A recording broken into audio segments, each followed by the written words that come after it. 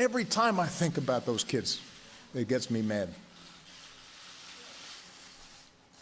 And by the way, it happens on the streets of Chicago every day.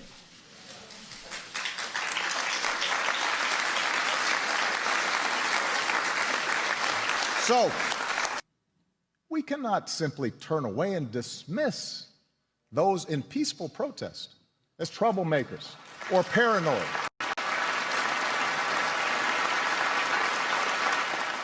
Whether you are black or white or Hispanic or Asian or Native American or of Middle Eastern descent, we have all seen this bigotry in our own lives at some point. We've heard it at times in our own homes.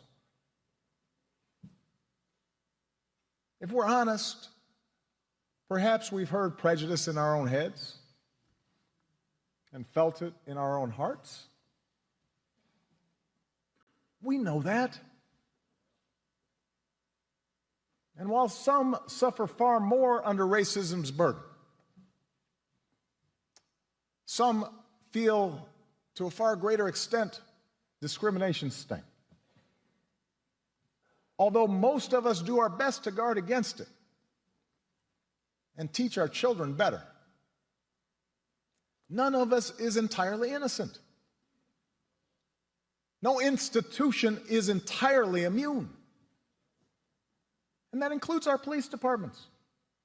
We know this.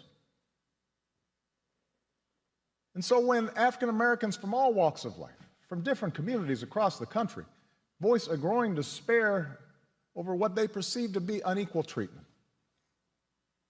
when study after study shows that whites and people of color experience the criminal justice system differently, so that if you're black, you're more likely to be pulled over or searched or arrested, more likely to get longer sentences, more likely to get the death penalty for the same crime.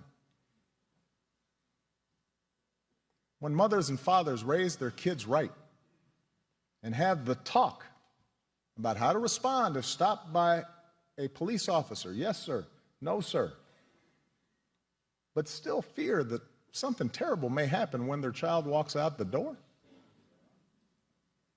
still fear that kids being stupid and not quite doing things right